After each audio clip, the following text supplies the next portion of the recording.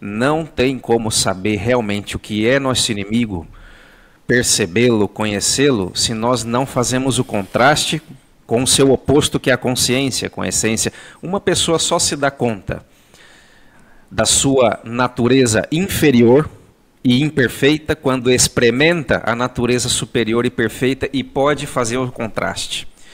Então o que acontece? Se uma pessoa experimenta o amor, já quando chega o ódio, essa pessoa sente esse ódio como um movimento estranho, esquisito, que ela não quer. Por quê? Porque ela já sabe o que é o amor.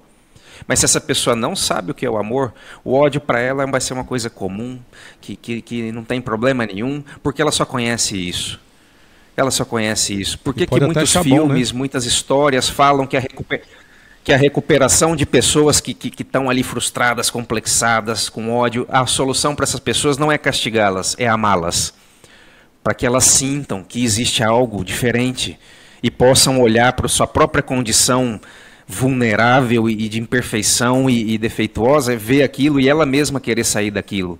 Por quê? Porque ela experimentou algo que é maior, que é superior, que é diferente, e ela se enamora disso, se apaixona por isso, se enamora Inclusive estamos chegando numa época do calendário cristão, que é a Semana Santa, e existe ali a Quinta-feira da Paixão, né, que se celebra. Se fala da paixão como algo negativo, mas tem duplo significado, porque nessa quinta os cristãos do mundo inteiro celebram a paixão pelo Senhor, né, pelo Cristo.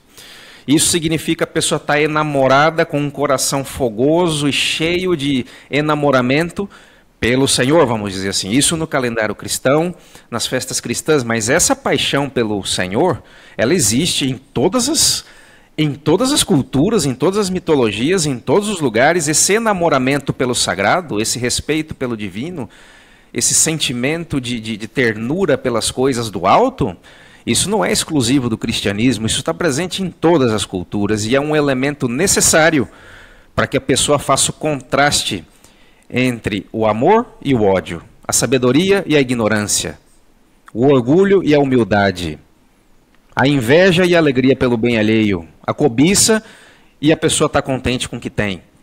É necessário esse contraste. Esse contraste não tem como ser feito se uma pessoa não experimenta a natureza de sua essência, de sua consciência. É por isso que lá no comecinho do episódio, na primeira fala da Laís, ela disse que a psicologia gnóstica não é possível sem religião, né? Se a pessoa não se conectar com o divino e não tiver esse nível de veneração e de adoração pelo divino dentro de si, sobretudo, é praticamente impossível ela conseguir avançar na sua autopurificação, na sua autossantificação, que seria a eliminação desses agregados psíquicos, a eliminação do eu psicológico e suas manifestações para uma maior expressão do Cristo íntimo, da sua essência, do seu ser, do que é divino dentro dela.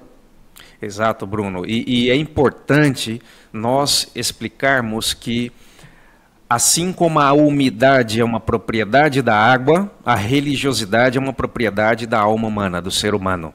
Então, nesse ponto, não se trata de instituições religiosas ou crenças. Se trata de um sentimento no coração de uma pessoa pelas coisas sagradas, não importa a época, nem o lugar e nem a instituição onde ela está.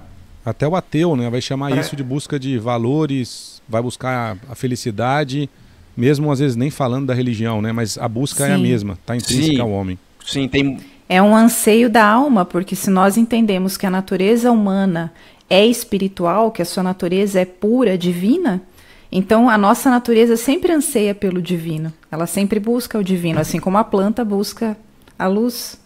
É o religare, né? Que a gente falava muito no episódio, na verdade, o episódio número 5, que o nosso convidado foi o André Aguiar, ele foi um episódio inteiro, de praticamente 2 horas, onde nós falamos sobre o religare, a reconexão, a religião, nesse sentido íntimo, nesse sentido espiritual interno da pessoa. Então, para quem estiver escutando agora, quiser procurar ali o episódio número 5, que se chama Nascimento Espiritual, entre parênteses, religare, foi um episódio todo dedicado a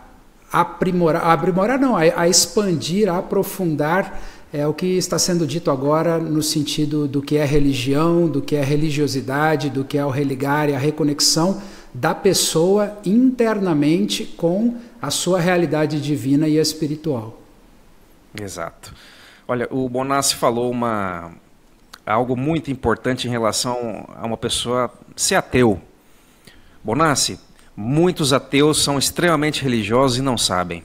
Sim. São pessoas que não têm crenças e nem querem ter, porque às vezes até as crenças são absurdas para a lógica humana. E eu concordo com eles, algumas crenças. Mas se essa pessoa tem um sentimento pelo mistério, pelo desconhecido, pelas coisas que são maiores, sagradas, que vêm de cima, esse ateu é extremamente religioso.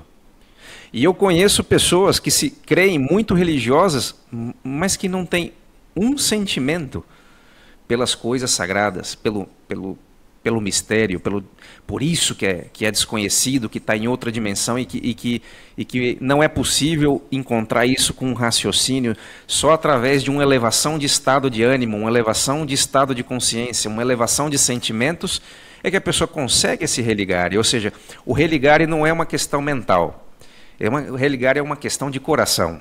Isso as escolas sempre ensinam, assim nós temos estudado e assim nós temos experimentado e podemos dar fé disso, que a elevação de um estado espiritual que nós queremos alcançar só se consegue através de sentimentos. Sentimentos pelo sagrado, pelo divino, pelo desconhecido, por aquilo que a mente humana não alcança, vamos dizer assim. Sim, todos os ateus Mas então... são muito bem-vindos às escolas gnósticas, né? Para deixar bem claro, a gente recebe muito em primeira câmara, porque talvez a maioria, muitos do que chegam até as fileiras buscam um sentido para aquilo que aprendem, e a gente recebe demais, né, nos cursos de gnoses, até porque eu queria informar você, ateu, que você só se chama assim porque você ainda não encontrou algo que faça sentido do ponto de vista espiritual e religioso. E aqui nós também temos essas inquietudes e buscamos compreendê-las, né? Então, valeu, Rafa, muito certo isso daí.